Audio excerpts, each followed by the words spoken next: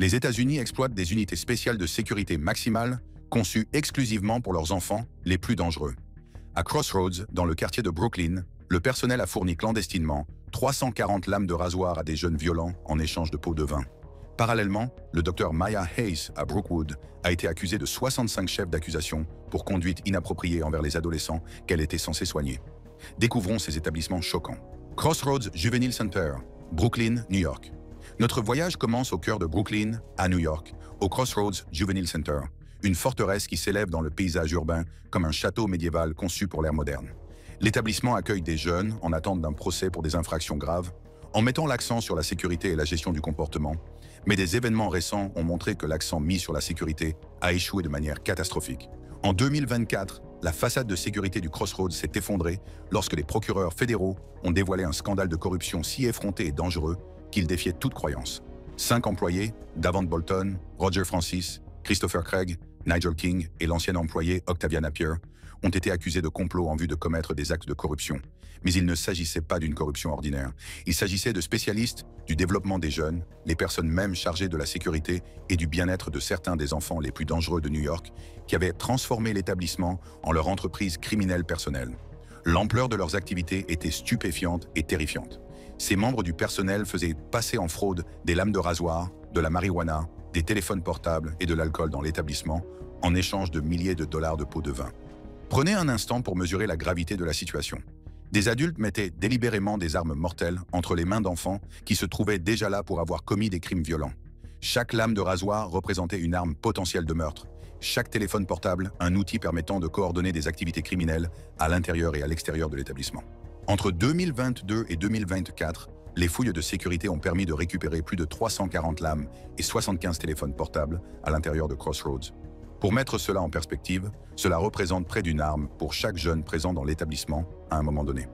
La corruption était symptomatique d'une pourriture culturelle plus profonde au sein de l'établissement. La violence n'avait cessé de s'intensifier, les agressions non signalées sur les jeunes devenant monnaie courante. Lors d'un incident particulièrement troublant survenu en 2015, un membre du personnel a jeté une chaise sur un jeune de 15 ans, un acte de violence qui résumait parfaitement l'environnement toxique qui s'était développé entre les murs de l'établissement. Mais le plus choquant était peut-être les preuves statistiques d'une défaillance systématique. Les incidents liés à la contrebande à Crossroads ont augmenté de 1038% entre 2019 et 2023. Un chiffre si stupéfiant qu'il est difficile de comprendre comment la situation a pu se détériorer de manière aussi spectaculaire. Comme l'a déclaré un procureur fédéral, ces accusés ont fait passer leurs propres intérêts financiers avant la sécurité et la sûreté des résidents et des collègues du centre pour mineurs, Crossroads, en fournissant des objets de contrebande dangereux aux mineurs dont ils avaient la charge en échange de pots de vin. Les adultes qui étaient censés protéger ces enfants étaient au contraire devenus leur plus grande menace, créant un environnement où la violence et le chaos étaient non seulement possibles, mais inévitables. Mais si vous pensez que Crossroads était mauvais, attendez de voir ce qui s'est passé juste de l'autre côté du fleuve, dans le Bronx. Centre pour mineurs Horizon, Bronx, New York. Juste de l'autre côté de l'East River, dans le quartier de Mott Haven, dans le sud du Bronx, se trouve le Horizon Juvenile Center, une autre forteresse de haute sécurité qui est devenue synonyme de certaines des fautes professionnelles les plus troublantes de l'histoire de la justice juvénile américaine. Comme Crossroads, Horizon a été conçu pour accueillir des mineurs à haut risque accusés de crimes violents, en leur offrant ce qui était censé être une détention sécurisée, une éducation et des services de santé mentale dans un environnement conçu pour empêcher les évasions et maintenir l'ordre. L'ampleur des comportements inappropriés à Horizon est apparue clairement à la suite d'une enquête fédérale qui a révélé un système d'exploitation si étendu qu'il est difficile à comprendre. Nous parlons ici de conseillers entretenant des relations inappropriées avec des enfants et provoquant même des grossesses chez des détenues adolescentes, transformant ce qui aurait dû être un lieu de réinsertion en un cauchemar d'exploitation et de traumatisme. Plusieurs poursuites judiciaires intentées contre l'établissement ont fait état de traitements inappropriés infligés aux jeunes détenus par le personnel, des allégations si graves qu'elles ont donné lieu à une enquête fédérale en 2018. Une seule poursuite concernait 12 victimes qui avaient toutes été maltraitées par le même membre du personnel, soulignant ainsi comment des prédateurs pouvaient agir en toute impunité au sein du système pendant de longues périodes. Les fautes professionnelles allaient bien au-delà des relations inappropriées. La violence physique de la part du personnel était monnaie courante à Horizon, les superviseurs battant régulièrement les adolescents. En 2022, le superviseur Daquan Seymour a plaidé coupable devant un tribunal fédéral pour avoir battu un résident de 16 ans, puis avoir tenté de dissimuler l'agression. Il ne s'agissait pas d'une perte de contrôle momentanée, mais d'un acte de violence calculé contre un enfant. suivi d'une tentative délibérée d'entrave à la justice. Les rapports du contrôleur fédéral ont brossé le tableau d'une institution en proie au chaos total. Rien qu'en 2022, 14 blessures graves ont été recensées à Horizon, avec des agressions régulières entre le personnel et les jeunes. L'établissement était devenu une zone de guerre où la violence était la norme plutôt que l'exception, et où les adultes censés maintenir l'ordre participaient activement à la violence. Les problèmes de personnel ont aggravé tous les autres problèmes de l'établissement. Le taux d'absentéisme pour cause de maladie atteignait 38%, laissant l'établissement dangereusement en sous-effectif et créant des conditions rendant impossible toute surveillance adéquate. La situation est devenue si grave que des affrontements violents ont éclaté entre les agents de sécurité et les résidents qui exigeaient le contrôle de sections entières de l'établissement. Lorsque les enfants se sentent suffisamment forts pour défier l'autorité des adultes par une résistance organisée, c'est un signe clair que l'institution a perdu toute crédibilité et tout contrôle. Des réseaux de membres du personnel faisaient activement passer des marchandises de contrebande dans l'établissement, créant les mêmes conditions dangereuses que celles que nous avons observées à Crossroads. Les horreurs commises à New York n'étaient qu'un début. Dans la campagne de Claverack, au nord de l'État, une trahison encore plus choquante était en train de se dérouler. Brookwood Secure Center for Youth, Claverack, New York. Dans la communauté rurale de Claverack, dans l'État de New York, entourée de collines vallonnées et de terres agricoles, se trouve le Brookwood Secure Center for Youth, un établissement pénitentiaire de haute sécurité géré par l'État et conçu pour accueillir 125 des jeunes délinquants les plus dangereux de New York.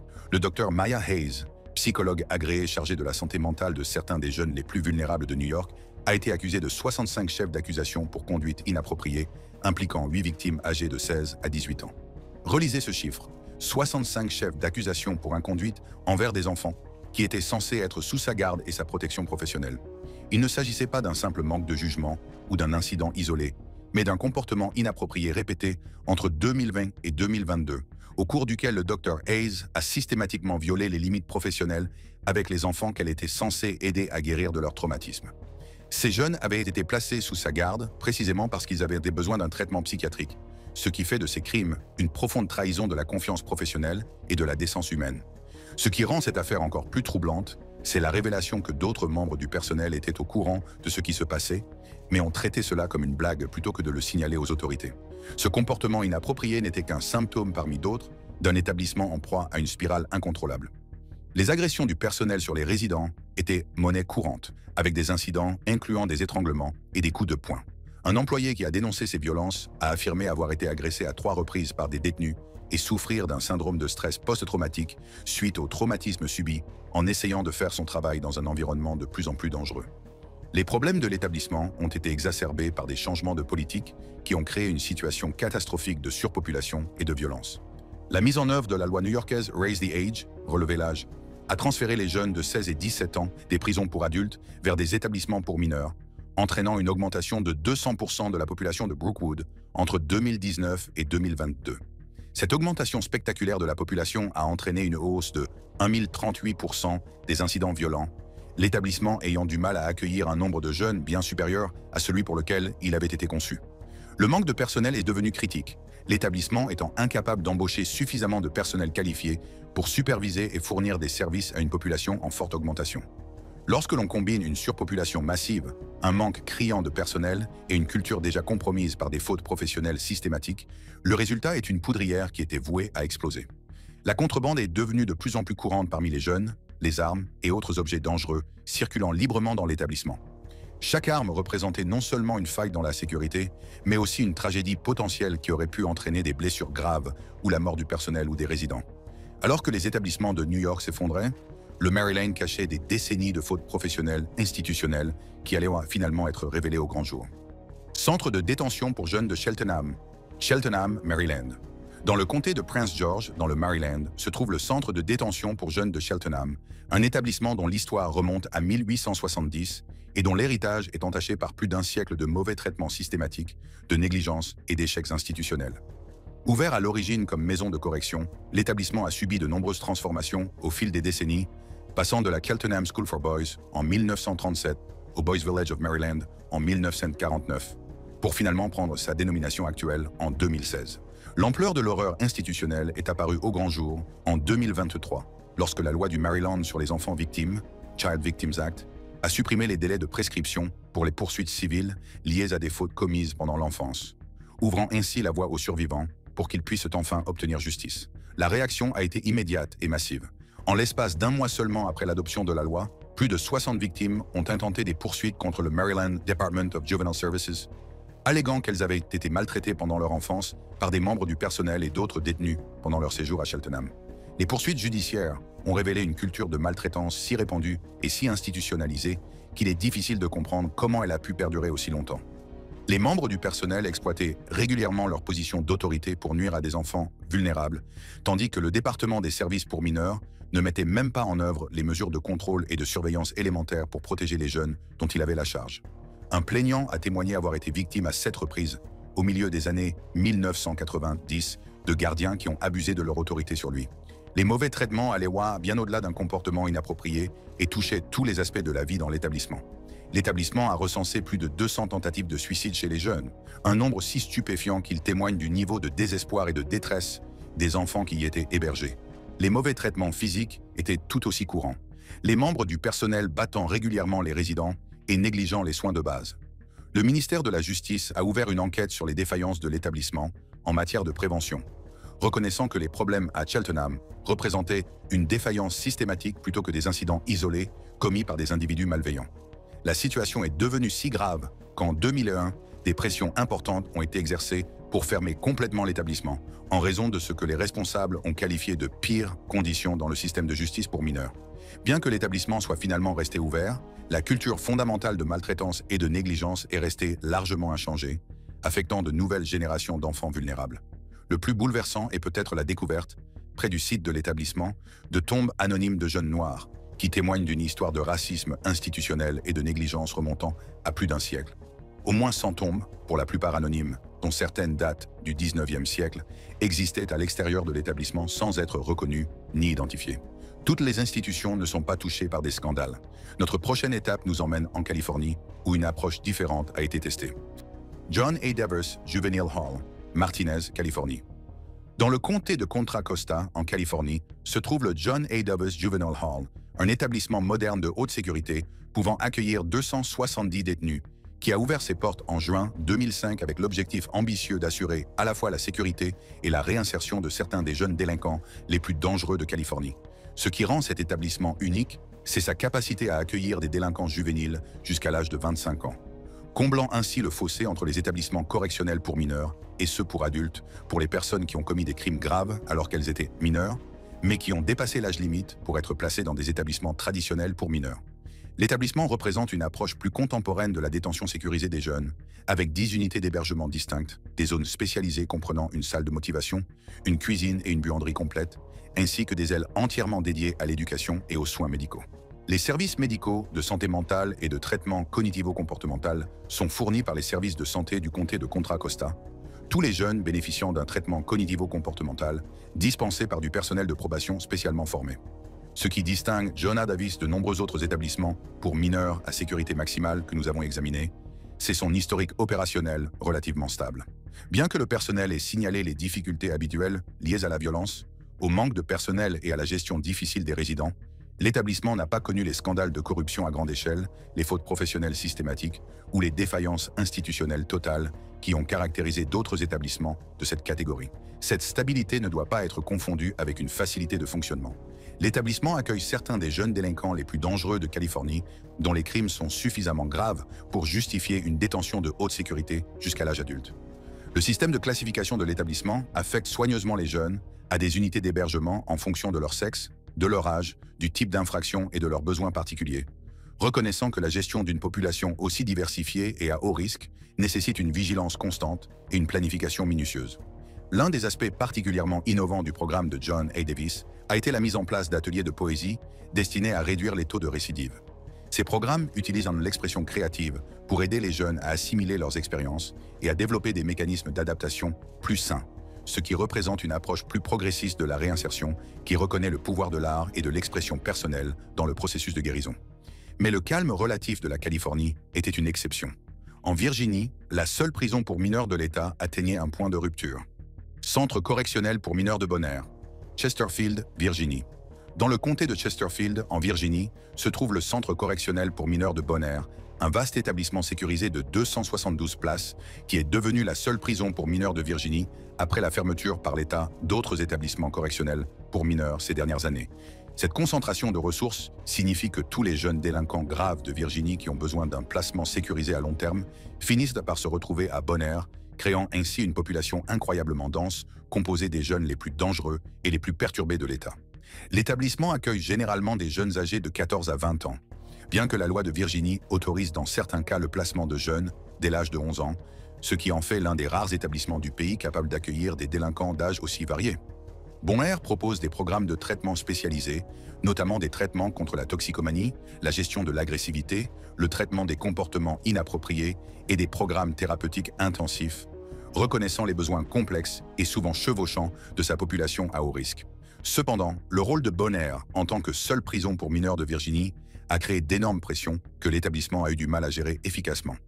Ces dernières années, l'établissement a connu de multiples tentatives de prise de contrôle par les détenus, ces derniers prenant le contrôle de l'ensemble des unités d'hébergement et nécessitant l'intervention d'équipes d'urgence pour rétablir l'ordre.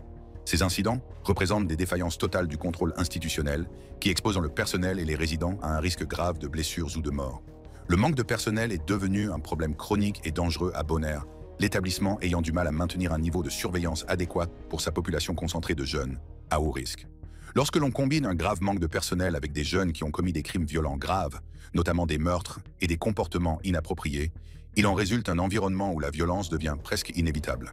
L'établissement a également été confronté à des problèmes récurrents de sécurité incendie, le service d'incendie de Chesterfield ayant répondu à 45 appels provenant de l'établissement au cours d'une période de 12 mois. Ces incidents, souvent déclenchés par les résidents pendant des périodes que les responsables qualifient de oisiveté et d'ennui, représentent des risques graves pour la sécurité qui pourraient entraîner des pertes humaines catastrophiques s'ils ne sont pas gérés correctement. La corruption s'est également infiltrée à Bonaire, reflétant les problèmes que nous avons observés dans d'autres établissements de sécurité maximale à travers le pays.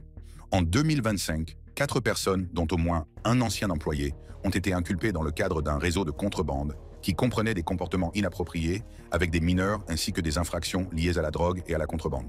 Une enquête menée pendant plusieurs mois par des agents spéciaux du département de la justice pour mineurs de Virginie a révélé l'existence d'un vaste complot criminel visant à introduire des objets de contrebande, notamment des téléphones portables et de la drogue, dans l'établissement.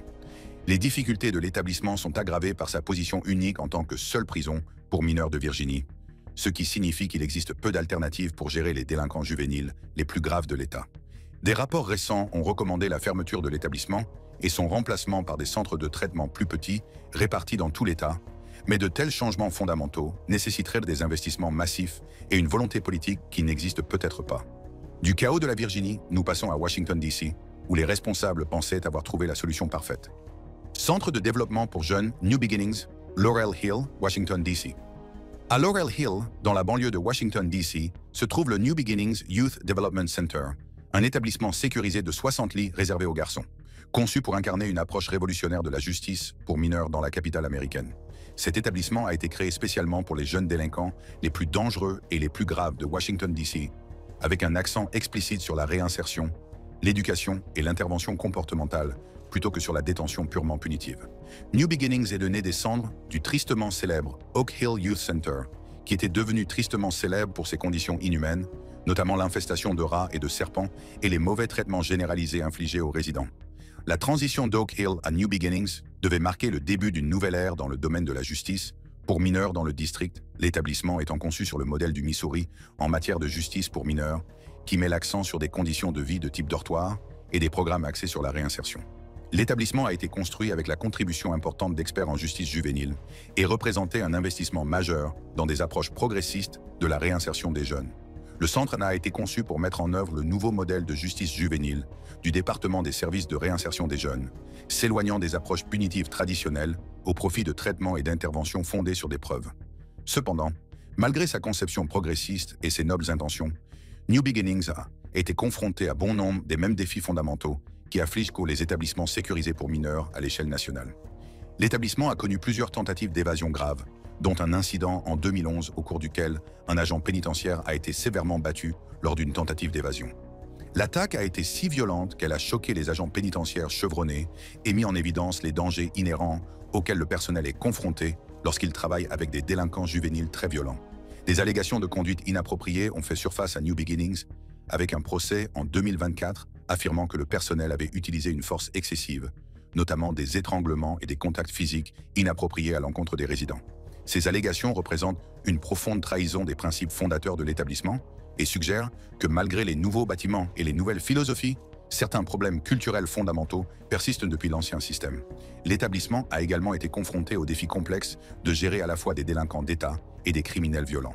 La pratique consistant à détenir des fugueurs et d'autres délinquants d'État dans le même établissement que des jeunes ayant commis des crimes graves a été critiquée comme étant inappropriée, mais le manque de placement alternatif signifie que ces jeunes vulnérables se retrouvent souvent dans des environnements auxquels ils ne sont pas préparés à faire face. Des overdoses de drogue se sont produites au sein de l'établissement, ce qui indique de graves manquements aux protocoles de sécurité qui permettent à des produits de contrebande dangereux d'entrer dans ce qui devrait être un environnement hautement contrôlé.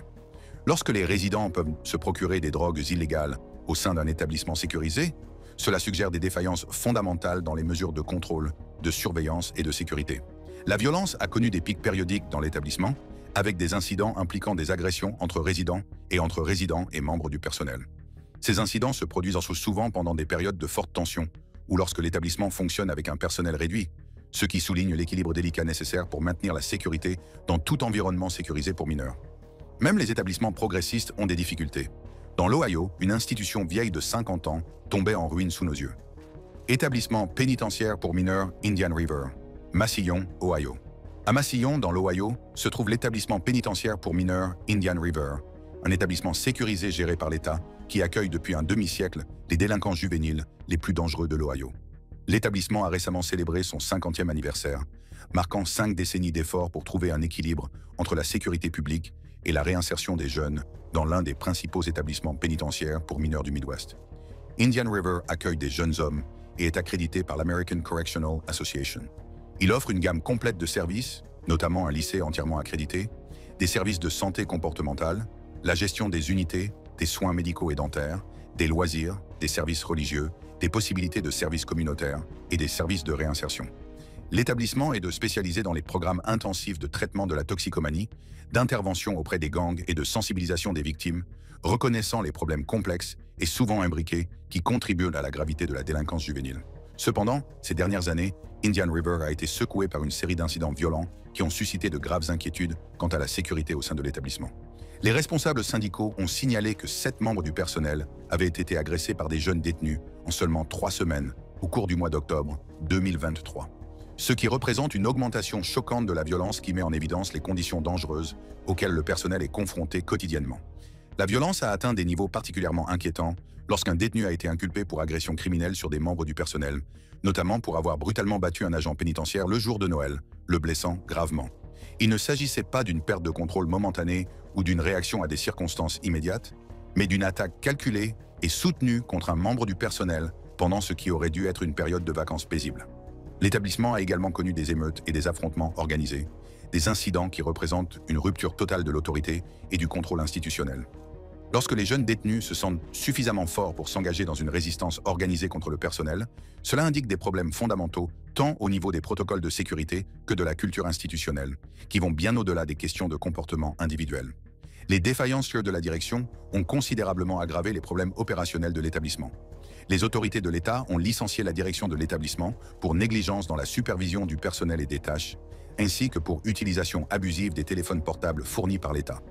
Lorsque les personnes chargées de gérer un établissement sécurisé ne sont même pas capables de gérer correctement leur propre personnel ou de respecter les règles de base concernant le matériel fourni par l'État, il n'est guère surprenant qu'elles aient du mal à maintenir l'ordre parmi une population de jeunes délinquants violents. Le manque de personnel est devenu un problème chronique et dangereux à Indian River, l'établissement fonctionnant avec 28 postes vacants à des postes clés. Les problèmes rencontrés à Indian River s'inscrivent malheureusement dans un contexte plus large de dysfonctionnement systématique au sein du système pénitentiaire pour mineurs de l'Ohio. Des rapports d'enquête ont mis en évidence des décès non signalés et une négligence généralisée dans les établissements pour mineurs de l'État, suggérant que les problèmes rencontrés à Indian River ne sont pas des incidents isolés, mais les symptômes d'un dysfonctionnement systémique à l'échelle de l'État. Alors que l'Ohio brûlait, Seattle menait un autre combat pour l'avenir même de la détention des mineurs. Centre de justice pour les enfants et les familles. Juge Patricia H. Clark, Seattle, Washington. Dans le quartier central de Seattle se trouve le Centre de justice pour les enfants et les familles. Judge Patricia H. Clark, un établissement pénitentiaire pour mineurs ultramodernes du comté de King qui incarne l'une des approches les plus progressistes et les plus complètes en matière de justice pour mineurs dans la région du Nord-Ouest Pacifique. Nommé en l'honneur d'une juge qui défendait avec passion les jeunes impliqués dans le système judiciaire, cet établissement a été conçu avec l'objectif ambitieux de trouver un équilibre entre la sécurité de la communauté, une réinsertion significative et l'engagement des familles. Il représente un investissement important dans les principes modernes de la justice pour mineurs, avec des programmes complets qui vont bien au-delà de la simple détention. Tous les jeunes placés en détention ont accès à un programme scolaire standard par l'intermédiaire de l'Interagency Academy des écoles publiques de Seattle, avec des services éducatifs spécialisés pour ceux qui ont des troubles d'apprentissage. Les jeunes bénéficient également de soins médicaux complets, d'un traitement contre la toxicomanie et de soins de santé comportementale dans une clinique sur place et peuvent préparer leur GED, diplôme d'équivalence générale, ou poursuivre leurs études secondaires. Cependant, malgré sa conception progressiste et ses services complets, l'établissement est devenu le centre d'une intense controverse politique et sociale qui reflète les débats plus larges sur le rôle de la détention des jeunes dans la société moderne. Le comté de King poursuit l'objectif ambitieux de parvenir à zéro détention de jeunes, dont la mise en œuvre était initialement prévue pour 2025, mais qui a ensuite été reportée à 2028 en raison des préoccupations croissantes concernant les taux de criminalité juvénile et la sécurité publique.